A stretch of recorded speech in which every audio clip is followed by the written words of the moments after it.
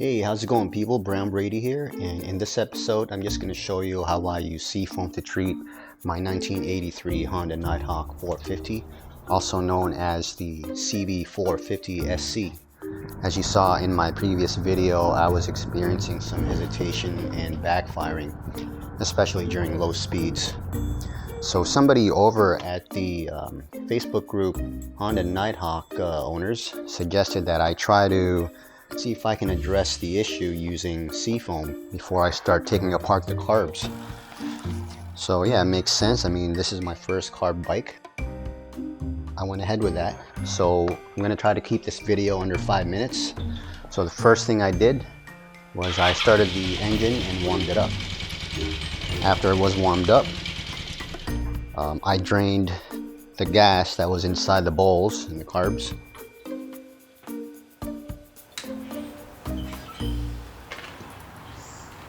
And after I did that, I used a couple of beer bottles to measure how much gas was inside.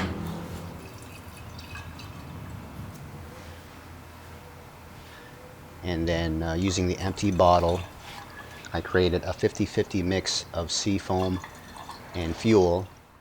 And then I disconnected the fuel line from the gas tank,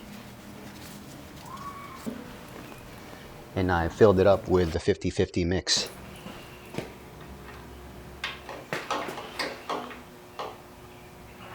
I had to make my own funnel because the funnel that I bought had too big of a hole. So after doing that, I restarted the engine and I let it idle until it consumed all of the fuel in the bowls. One mistake I made there was I should have warmed up the engine longer, so that way I could rev the engine. But I wasn't able to do that because every time I revved the engine, it would stall. So I suspect that it was fouling the spark plugs. After the bike consumed all of the fuel, I refilled it back with 100% Seafoam, and I let it sit there overnight. And then the following day, I drained all of the Seafoam from the bowls. I reconnected the fuel line to the tank, and then I put 8 to 9 capfuls of Seafoam into the gas tank.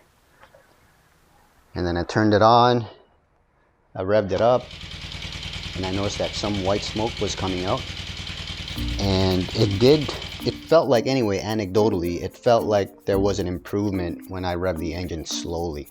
Whereas in the past, whenever I did that, I would feel some hesitation between 1,000 to 3,000 RPMs. If I'm going to quantify it, I would say there's about a 50% improvement. However, there was still some backfiring. I would say that the Seafoam treatment did help. I suspect there is another issue. Anyway, that was what I did to treat my bike using Seafoam. The next step for me, I think, would be to check for any vacuum leaks. I'm going to check around the intake boots. In my next video, I'm going to show you that. If you have any comments or any helpful hints to diagnose what the problem the backfiring could be, please let me know in the comments section. If you like this video, please hit that like button, or better yet, hit that subscribe button, and I'll see you in my next video. As always, ride safe and thanks for watching. You look like a